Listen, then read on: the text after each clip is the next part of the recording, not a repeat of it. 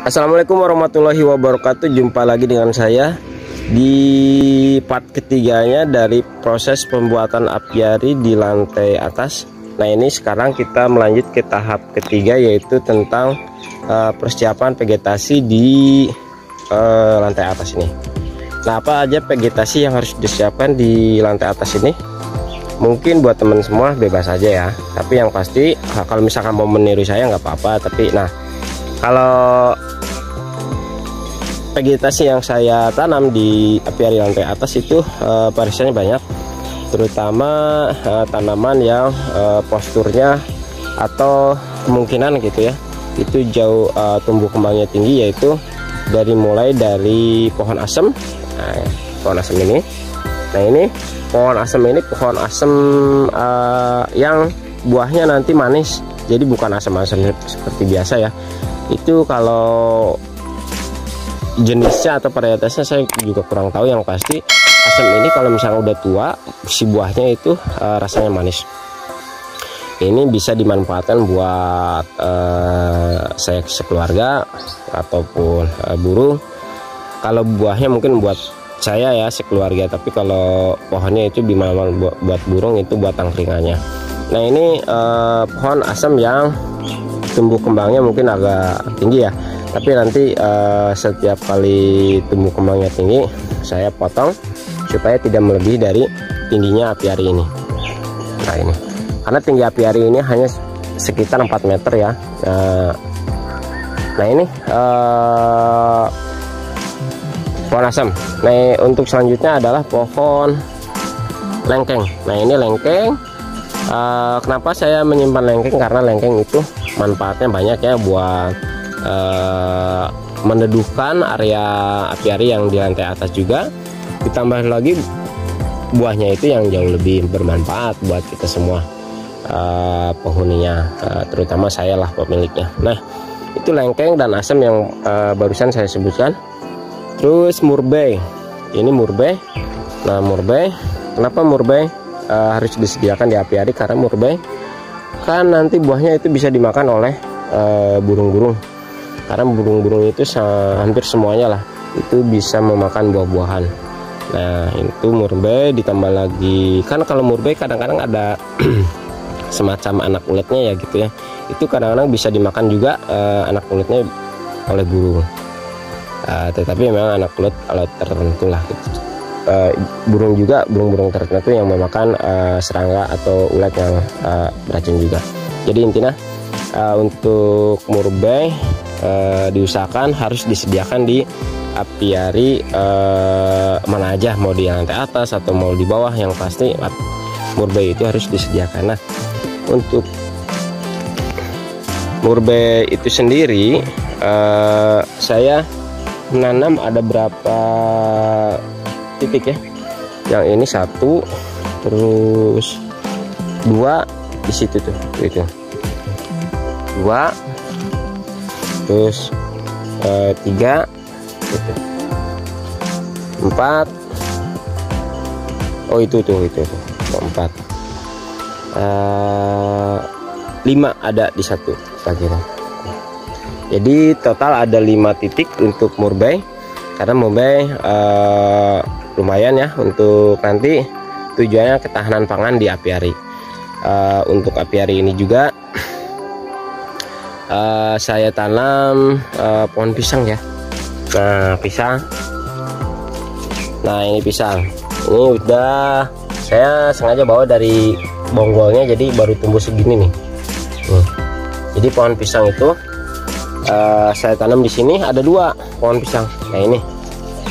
Nah, itu juga bonggolnya. Jadi sengaja saya tanam pohon pisang juga supaya nanti ya lumayan lah buahnya bisa dimakan langsung oleh burungnya, atau misalkan saya yang punya pemilik apiarinya. Jadi simbiosis lah gitu. Nah, untuk selanjutnya dari pohon beringin Korea. Nah, ini beringin dolar lah gitu.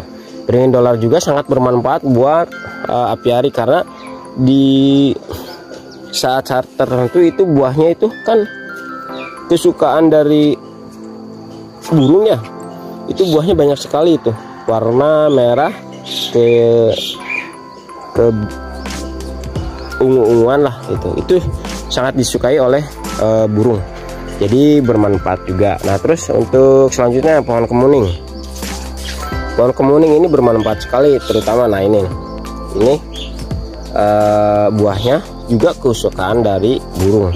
Nah bukan hanya buahnya, tetapi kan pada waktu tumbuh itu biasanya itu didahului oleh bunga ya. Nah itu bunganya juga suka dimakan sama burung. Jadi bukan hanya buahnya, tapi nanti bunganya juga dimakan. Jadi bunganya dulu dimakan, terus buahnya nanti dimakan juga. Nah jadi itu semua tanaman atau vegetasi yang saya tanam ini di sini itu harus bisa bermanfaat buat kelangsungan burung. Nah seperti ini nih, daun atau bunga sepatu ini kan warnanya bagus ya. Ini nanti bisa next time-nya dikonsumsi oleh burung penghisap madu. Jadi memang kedepannya saya pengen punya burung penghisap madu ya. Oleh karena itu saya sediakan tanaman-tanaman atau bunga-bunga yang bisa dihisap madunya.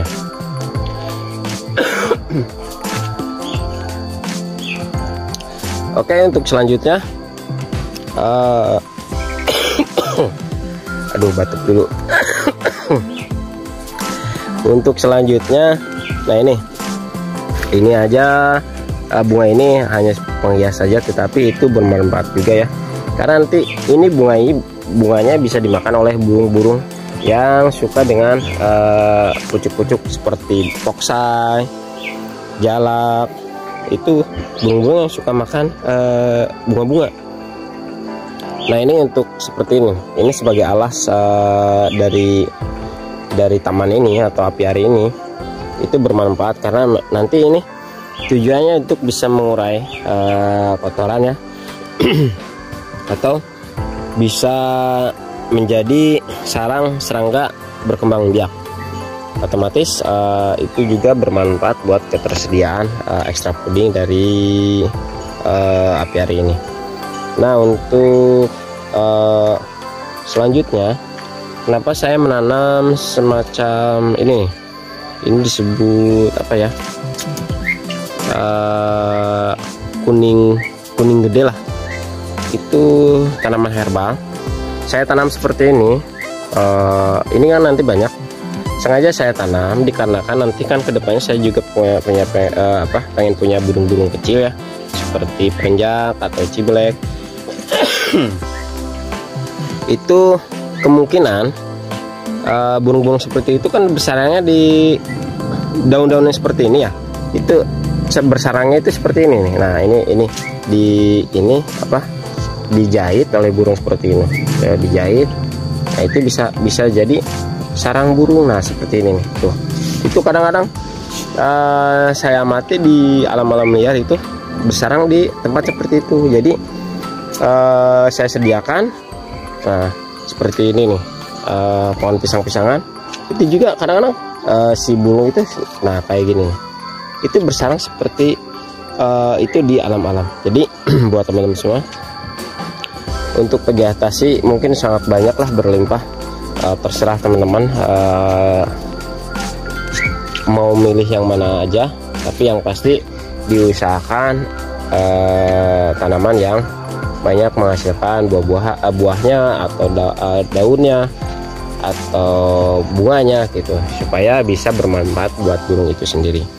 Nah buat teman semua, kalau misalkan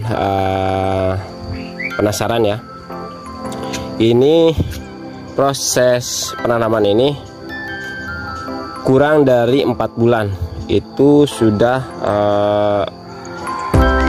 hasilnya seperti ini. Jadi alhamdulillah pertumbuhannya sangat bagus sekali dikarenakan banyak matahari, berlimpah matahari. Tetapi untuk di awal-awal memang yang paling krusial itu harus disiramnya secara ekstra.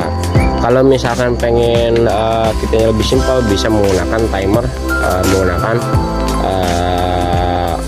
itu penyiram timer lah, penyiram yang menggunakan sistem waktu, jadi bisa disiram kapan saja sesuai dengan waktu yang kita tentukan. Jadi buat teman semua, itu mungkin otomatisnya ya, tapi kalau misalnya saya siram sendiri lah gitu. Nah ini buat teman-teman semua, terima kasih sudah menonton sampai akhir. Kalau misalkan ada yang perlu ditanyakan, silahkan ditanyakan, nanti saya jawab dengan semampu saya. Tapi yang pasti jangan lupa tombol subscribe serta notifikasinya supaya setiap kali saya mengupload tidak ketinggalan.